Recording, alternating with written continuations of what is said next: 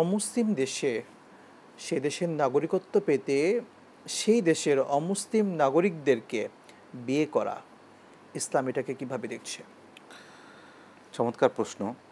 আমাদের দেশের অনেক ভাই তারা নাগরিক হওয়ার জন্য সহজ পন্থা, ভাই সেটা কিংবা হলো বোন। বোন অমুসলিমদেরকে বিয়ে করে ফেলে জি নাগরিক হওয়ার জন্য। আসলে আগেই বলা হয়েছে যে যে অমুসলিম রাষ্ট্রে বসবাস করা এটা শরীয়তসম্মত নয়, যদি অতীব প্রয়োজন ছাড়া। জি বিলাসী জীবনযাপন অথবা অন্য কোনো কারণ, এটা তো সম্পূর্ণই নিষেধ। তো এই ক্ষেত্রে অমুসলিমদেরকে বিয়ে করা, ইসলাম একটি পরিপূর্ণ স্বতন্ত্র ধর্ম। অমুসলিমদেরকে বিয়ে করার ব্যাপারে আল্লাহ সুবহানাহু ওয়া তাআলা কঠোরভাবে নিষেধ করেছেন। নিঃসন্দেহে।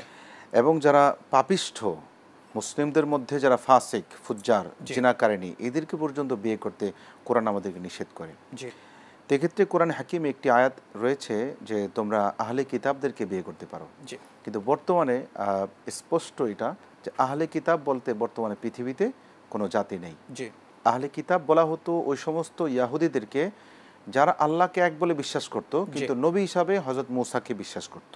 জি আর খ্রিস্টানদের মধ্যে যারা আল্লাহকে এক বলে বিশ্বাস করত, ঈসা আলাইহিস সালামকে নবী বিশ্বাস করত।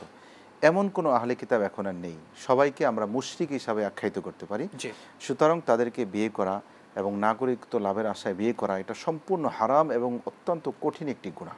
নিঃসন্দেহে। এটা কোনোভাবেই কাম্য নয়।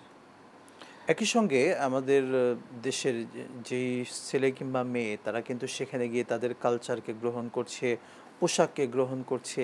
সত্যিকার অর্থে এই সমস্ত কারণগুলোই কিন্তু দাঁড় করিয়ে দেয় যে হ্যাঁ, সে দেশে স্থায়িত্বভাবে বসবাস করা এটা কখনো ইসলাম সমর্থন করে না বিনা অথচ কারণে। রাসূল করিম সাল্লাল্লাহু আলাইহি ওয়াসাল্লাম বলেছেন যে মান তাশাব্বাহা বিকওমিন ফাহুয়া মিনহুম। জি কেউ যদি কোনো জাতির সাদৃশ্যতা অবলম্বন করে মুমিনদের মধ্য থেকে, জি ওই দেশে গিয়ে তাদের একেবারে কালচার গ্রহণ করে ফেললো, সব কিছু গ্রহণ করে ফেললো, রাসূল করিম সাল্লাল্লাহু আলাইহি ওয়াসাল্লাম হুঁশিয়ারি বা নির্চারণ করেছেন যে তোমার হাসরের ময়দান, তোমার হাসরটা হবে ওই সমস্ত মুসলিমদের সাথে, তুমি মুমিনের খাতায় তোমার নাম থাকবে না।